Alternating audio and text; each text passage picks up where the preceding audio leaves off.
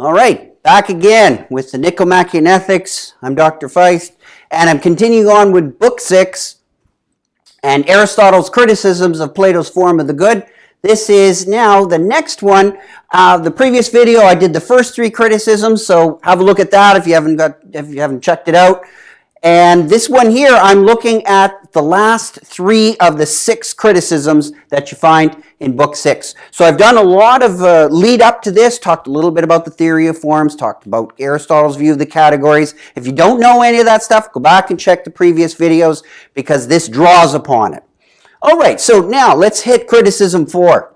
Aristotle's made 3 criticisms. He's now turning to his 4th. He says, look, I don't think that the Platonic form of the good really makes sense. It's not clear. What does it really mean? So this whole notion of an independent, self-subsistent good that's outside or above or whatever, or independent of all of us, Aristotle says, what does that really mean? What could we really say about it?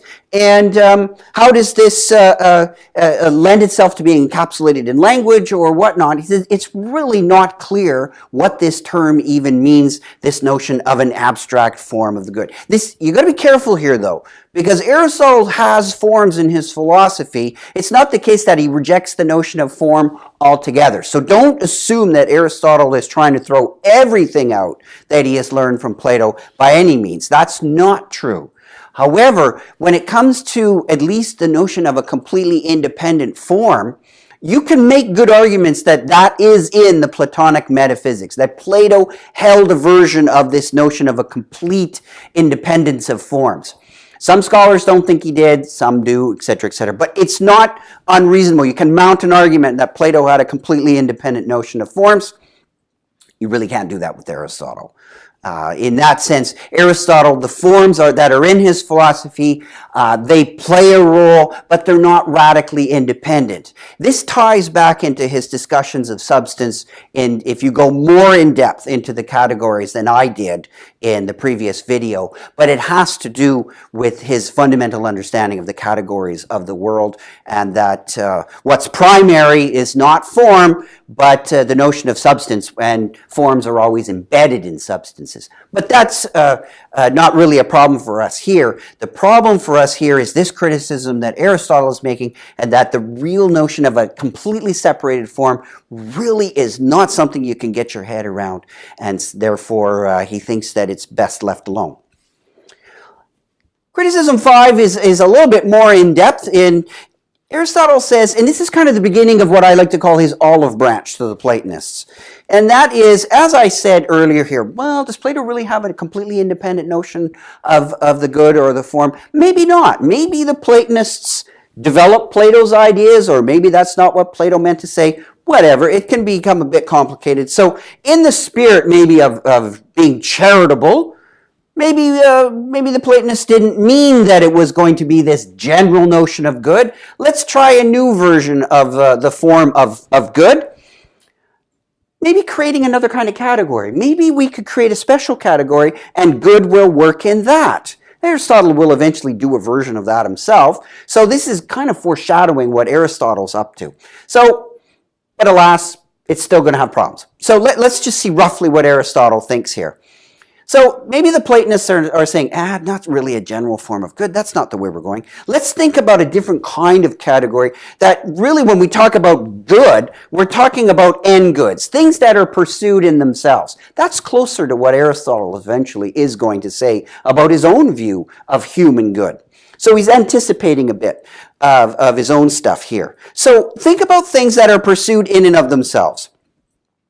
Doesn't mean that they're only pursued in and of themselves, but for example, wisdom. That's something that we pursue. We might pursue it for other goals, but it makes perfect sense to pursue wisdom in and of itself. It also makes sense to pursue honor in and of itself, even pleasure. Some people say, hey, I live a life of pleasure. That's all I care about. I pursue pleasure for the sake of it.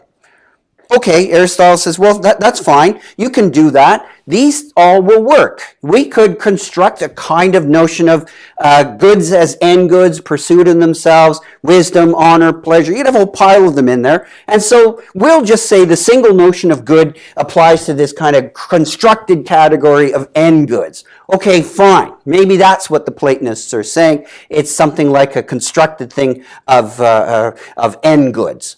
Right? Aristotle doesn't really use that term, but I'm trying to get the spirit of his criticism. Aristotle says, but let's think about this.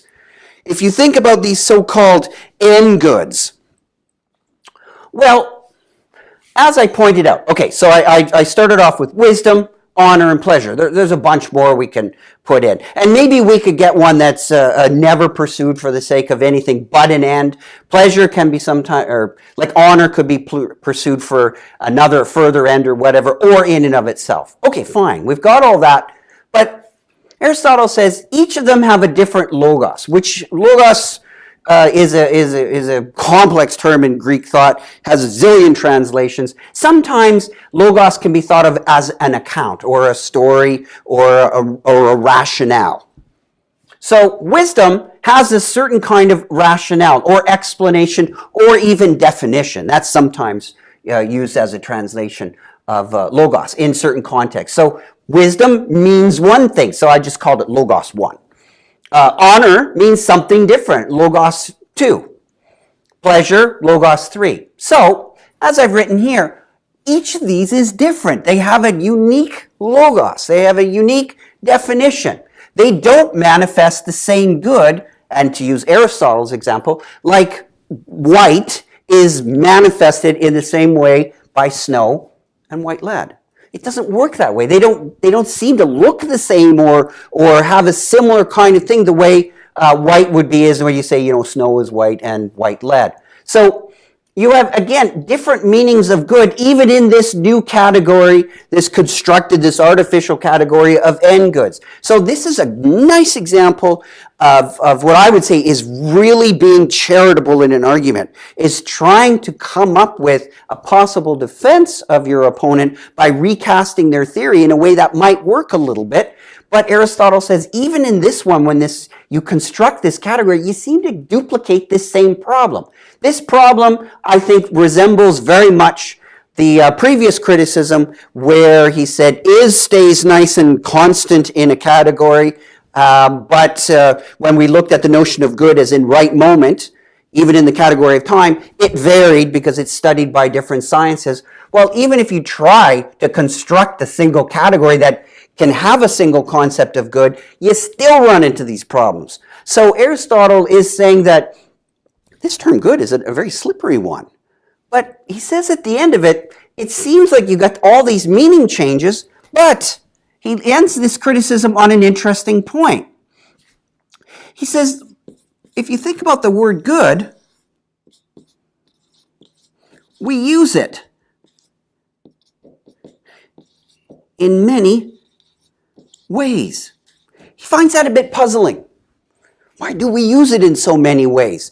It seems to be this slippery word. Why don't we have a bunch of different words? But we don't. We use the word good in all these different ways. Is this just accidental? Is it like, as he uses, you can think of examples of uses of the same word in very different ways. Like think about the word bat. Okay? Where we use the word bat in a variety of ways, like baseball bat. Okay, that is a certain kind of meaning. Same, and then when I say, oh look, there's a bat flying around catching insects. So the word bat is used in both of those. Baseball bat, bat like a flying mammal. That doesn't seem very philosophically interesting, though. That's kind of just an accidental use of the same word. He doesn't think good is like that. He thinks there's something a little bit more special about this notion of good, but he's not quite sure what it is. He's a bit hesitant here. So this leads Aristotle to think, there's a bit of a puzzle about this word good. It's not easy, as I've pointed out with all these criticisms. If you look at it, they're showing that this word good is a very complex one. So the whole introduction to the Nicomachean Ethics, namely Book 1, is to show how difficult it is to get a handle on this term good. Well, we've gone through all these criticisms. We've gone through different ways to even try and save the notion of good by constructing a category. That didn't seem to work, but yet we don't want to completely throw it out, that's for sure, because the whole project here is to find, remember what we're doing here is we're trying to find the agathos, the greatest good that's connected to us, because that's what eudaimonia is all about. Okay, so criticism 6, we end with a bit of an olive branch. Again, he doesn't use that term. I think Aristotle is saying, look, well, he says something like this. He says, the Platonists might be. It's possible.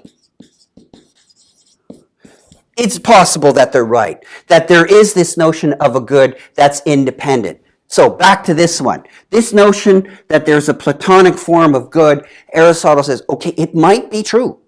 Now, Aristotle is admitting that really he doesn't have perfect knockdown arguments. Remember our methodological point. We cannot have perfectly logical arguments in ethics. It doesn't work that way. And that's foolish to demand those kinds of perfectly mathematical arguments in ethics. We've seen Aristotle use the pragmatic argument earlier about different sciences. You could just having different sciences studying one concept, therefore the concept changes. Go back in the previous video, I talked about that. Well, you could say, well, maybe the sciences and the approaches are wrong. Do it differently and the meaning would stay constant. That's possible. Aristotle admits that. But he says, look, when you look at all the things we do, right, how we behave and how we acquire knowledge, again, it's still possible that there's this good that sits outside all of human experience. Okay, fine. So, back to the olive branch. Well, in that sense, maybe it's possible that the Platonists are right. But then he says, okay, think about it. Think about the cobbler, right? And I always love how Aristotle and Plato use examples from their time. Making shoes. Somebody making shoes. Is it going to help the cobbler in any way to know, back to this, about some Platonic notion of the good? What use is that? Is it going to help the cobbler make better shoes? No. What is the cobbler worried about? Well, the cobbler takes the leather that he or she gets and does the best job, produces the best kinds of shoes that he or she can produce, and it has really nothing to do with anything like a great good. So the good of cobbling, it's not going to help the cobbler be any better to know anything about this Platonic good. So at the end of it all, same thing. Aristotle gives a few other examples of professions. What's the point of this? What's the point of talking about all this when it seems to be irrelevant? And Aristotle says it's a bit curious if this Platonic notion of good would be so valuable and important, and all these disciplines that, try to do, good things in this sort of way we use it, and they're just somehow missing out on this greatest good? Aristotle says that's probably quite unlikely, but it's possible. And he ends by saying, well, you know what? At the end of it all, at the end of the day, it's possible, but it's most likely that this old Platonic notion really is ultimately irrelevant. So let's put this to bed and say that what we're trying to do here, speaking in Aristotle's voice, if I dare, we're looking for a good that's a human good.